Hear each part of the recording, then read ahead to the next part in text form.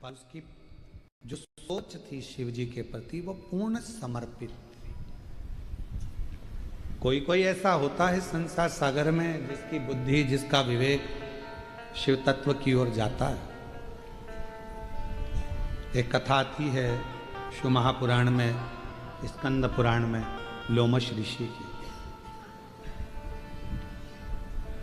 कौन थे लोमश ऋषि पूर्व में? लोमश बाबा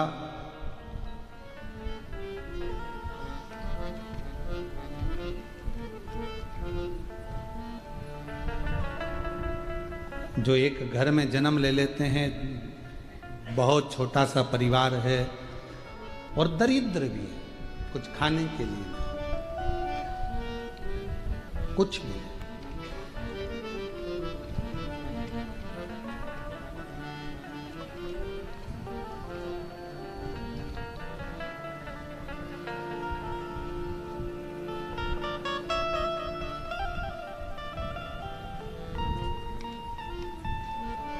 बहुत गरीब परिवार है, भोजन के भी लाले हैं, कुछ खाने के लिए नहीं है, कुछ रखने के लिए नहीं है, बहुत साधारण सा परिवार, दुखी थे।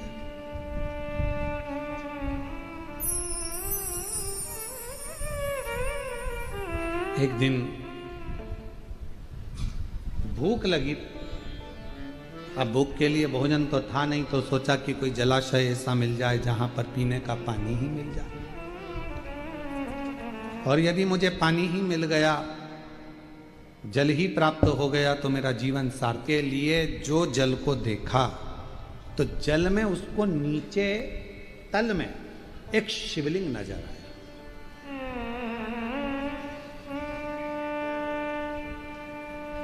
अब उसने विचार करा कि यदि मैंने इसमें से पानी पिया तो बाबा को तो झूठा लग जाएगा। भाव, आज हम बैठे हुए थे तो हम बैठे बैठे विकास महाराज जी को और आशीष महाराज जी को, दोनों को सत्संग कर रहे थे बैठे, सुबह सुबह भगवान की सेवा करते हुए।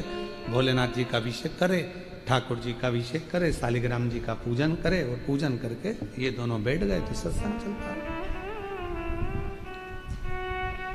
तो विकास महाराज पूछे कि शंकर भगवान का भोलापन कितना है गुरुजी, कि झूठा जल भी शिव जी पर चढ़ गया तो भी शिव जी ने उसको स्वीकार कर लिया। शिव महापुराण में कड़प की कथा आती है। डाकू था, केवल शंकर के मंदिर में गया था और जाकर देखा कि शिव की आराधना कैसे होती है, तो मुंह में पानी भर कर आ गया था और शिव जी पर लाकर डाल दिया। पात्र नहीं था, और शिव जी ने उस पर कृपा कर कर उसको दर्शन दे दिए।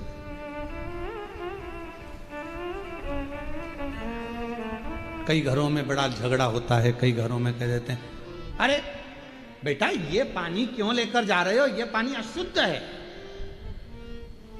शिव महापुराण की कथा कहती है पृथ्वी, अग्नि, आकाश, जल, वायु ये कभी अशुद्ध नहीं होते। इनकी शुद्धता हमेशा बनी की बनी रहती है, इसमें अशुद्धता नहीं, ये शुद्ध है।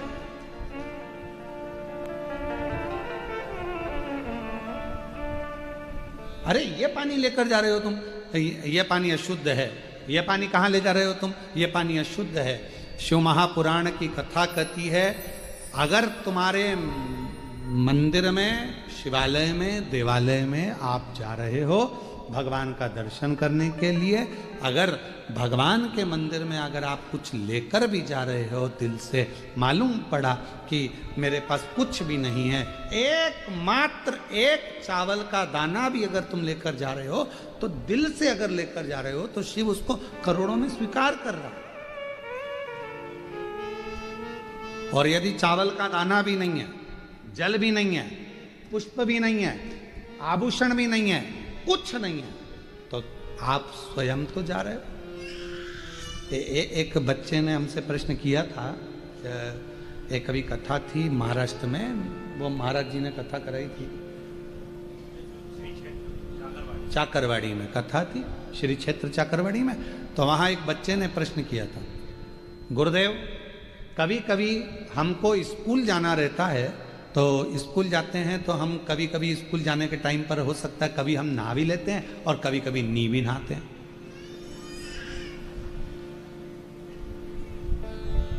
तो मंदिर जाएं कि ना जाएं? नी नहाए, जिस दिन नहाएंगे उस दिन चले जाएंगे। तो हम जिस दिन नहाए नहीं उस दिन जाएं कि नहीं जाएं? तो हमने कहा बेटा, चाहे नहाओ चाहे मत नहाओ, पर शिवालय तो जाओ, शिवालय तो जाओ।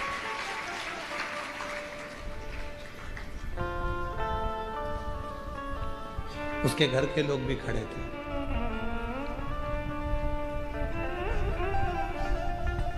गुरुजी, आपने अच्छा निर्णय दे दिया, उसकी मां बोली। हमने पूछा क्यों? मेरे को ऐसा लगता था कि ये जान करके नहीं नहाता था, जिससे इसको मंदिर नहीं जाना पड़ा, क्योंकि नहाएगा और मैं इसके हाथ में एक लोटा जल पकड़ाऊंगी और इसको मंदिर भेज दूंगी। उसकी मां ने कहा कि आपने कहा कि तुम नहाओ चाहे मत नहाओ, पर शंकर के दरवाजे तो जाओ।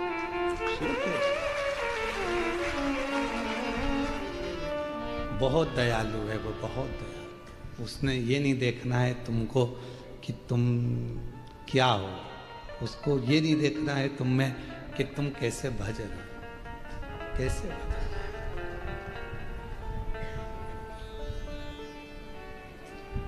मछली तो रोज नहाती है बेचारी, बोलो बोलो, सही है कि गलत है?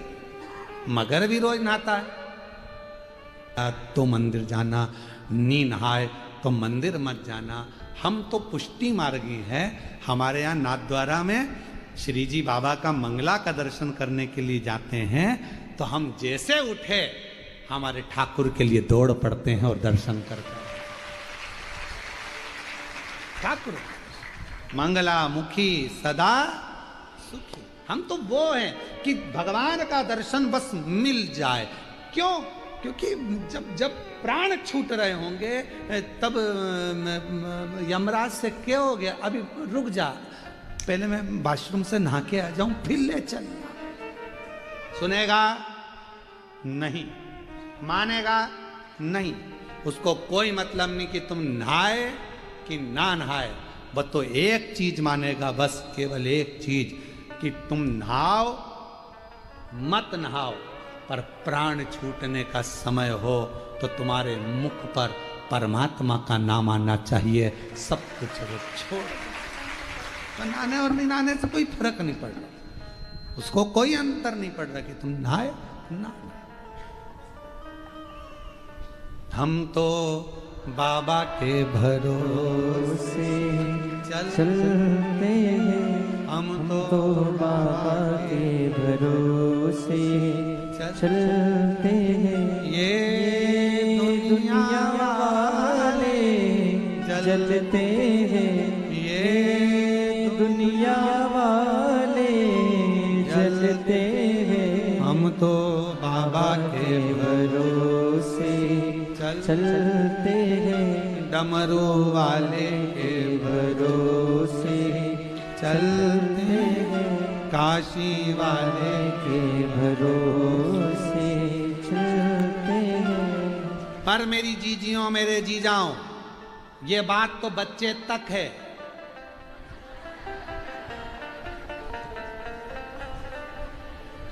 नहीं तो बहू में, नहीं तो बहू में सोचे महाराज जी ने फ्री कर दिया, महाराज जी ने फ्री कर दिया। बाबा, ये बच्चों तक सीमित है। आपको तो बाबा के पास में जाना चाहिए तो पूरा साज सजाकर। बाप को भी लगना चाहिए मेरी बेटी खुश है। बाल पूरे ऐसे बिखरा बिखरी हैं, टीकी ऐसी हो रही है, एक आँख का काजल इधर जा रहा है और साड़ी इधर उधर जा रही है। पापा, और पापा जो देखे भाऊ, और जो भाऊ ने देखा बेटा तेरी ये हालत कैसे हो गई? बाप को, पिता को दुख लगे कि इसकी क्या हालत, देख तेरे संसार की क्या हो गई भगवान। पिता को हमेशा, और मुझे उम्मीद है मेरी जलगांव की मेरी जीजियां जब भी मायके जाती होगी, अच्छी बढ़िया साड़ी वाड़ी पहन के, पटला पटली लगा के, अच्छी जोड़ी साड़ी की पिन मिन लगा के, अच्छी जोरदार तैयार मैयार होके, फिर बढ़िया टांग टुंगा के, बड़े तो ये तो जब यहाँ पर माता लक्ष्मी पर्स टांग कर चल रही है तो फिर तो जलगांव। हमने तो कल स्वामीनारायण मंदिर में देखा था कि लक्ष्मी जी भी पर्स रखी हुई थी। तो ये तो फिर तो ये जलगांव है। जलगांव का जलवा कम थोड़ी ना होना चाहिए। तो आप लोग जाते होगे मायके तो थोड़ा सच धज के ही जाते होगे, ये मेरा विश्वास कहता है। पापा से मिलने जा रही हूँ, मेरे मायके जा रही हूँ, सुंदर होकर तैयार होकर, बच्चों की पार्टी वाटी पाड़कर। बच्चे पूछ रहे मम्मी कहाँ जाना है, स्कूल से अभी आया, कहाँ जाना है, नाना जी के घर। बच्चा भी तैयार हो गया। तो निवेदन है मेरे बाबा, बच्चे तक सीमित है, पर तुम अपने बाबा से मिलने के लिए, पिता से मिलने के लिए, और मेरे जी जाओ तुम अपने ससुर से मिलने के लिए जब जाओ तो थोड़ा सा तैयार।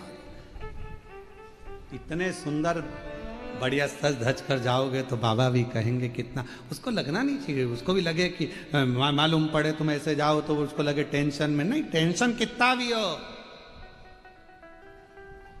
टेंशन कितना भी हो, पर चेहरे पर मेंशन होना चाहिए। टेंशन कितना भी हो और अपना चेहरा गए तो बाप को भी लगना चाहिए कि हाँ मेरी बेटी आई है, मेरा बेटा आया, मेरा दामाद आया, मेरा बेटा आया, उसको लगना चाहिए। तो यहाँ लोमश बाबा का जो पूर्व का जन्म था, एक बहुत दरिद्र, बहुत गरीब परिवार, साधारण सा, जहाँ कुछ भी नहीं, कुछ भी, बहुत पानी पीने के लिए गया जलाशय में। छोटा सा एक शिवलिंग नीचे देखा, एक शिवलिंग, और जब शिवलिंग देखा मन में भाव जागृत हुआ। मन में भाव, अगर मैं जल पीऊंगा, पानी मेरा झूठा शिव जी पर गिरेगा, शंकर भगवान रुष्ट हो जाएगा, ये अच्छी बात नहीं है।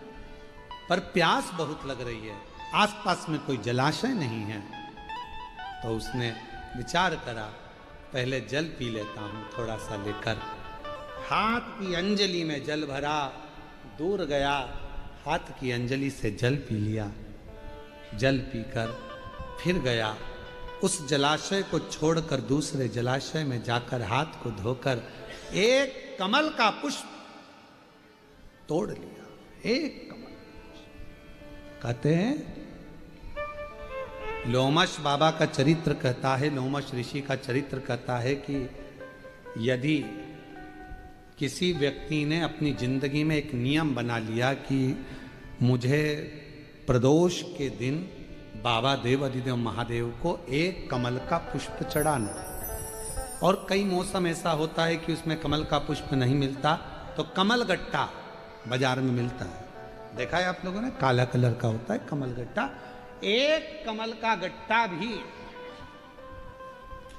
यदि देव अधिदेव महादेव को, यदि कोई कितना भी दरिद्र है, कितना भी गरीब है, उसका कोई व्यापार नहीं, कोई व्यवसाय नहीं, कोई नौकरी नहीं, कोई चाकरी नहीं, कितना भी परिस्थिति से मारा हुआ व्यक्ति है, अगर उसने प्रदोष की प्रदोष नियम बना लिया, प्रत्येक 12 महीने का मैं नियम लेता हूं और पूरे 24 प्रदोष मैं बाबा को कमल का, जिस समय पर कमल का पुष्प मिल जाए उस समय पर कमल का पुष्प चढ़ाओ, ना मिले तो कमल गट्टा चढ़ाओ। पर जिसने प्रदोष का नियम बना लिया, 1 साल पूरा नहीं होगा और मेरा बाबा उसका हाथ पकड़कर उसको मंजिल तक पहुंचाना प्रारंभ। कितना भी दरिद्र, कितना भी दरिद्र, यह लोमश ऋषि की कथा कहती है, ये लोमश बाबा का चरित्र कहता, कितनी भी गरीब परिस्थिति क्यों ना हो, कितना भी दरिद्रपन क्यों ना हो, कुछ नहीं घर में, पर बाबा पर आश्रित होकर। एक पत्र ये अच्छा है, देखो।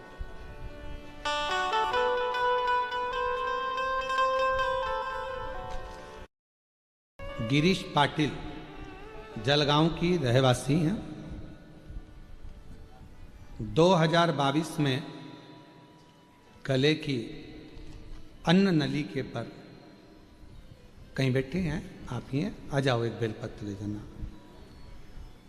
लास्ट स्टेज का कैंसर हो गया 2022 में, गठान हो गई। जांच कराने पर डॉक्टर ने बताया कि ये गठान कैंसर की है और कैंसर पूरे शरीर में फैल चुका है, लास्ट स्टेज है।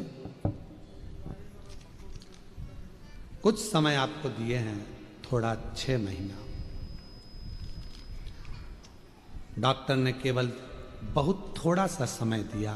तब मेरे घर के मालिक ने कहा कि सियोर वाला बाबा कथा कहता है, शिव महापुराण की कथा सुनना प्रारंभ करो। मैं इलाज के साथ मंत्रोच्चार करती, श्री शिवाय नमस्तुभ्यम का जप करती, सीहोर जाकर बाबा की कंकर शंकर पूजन कर कर रुद्राक्ष लाए, बेलपत्र बाबा को चढ़ाकर खाना प्रारंभ करा।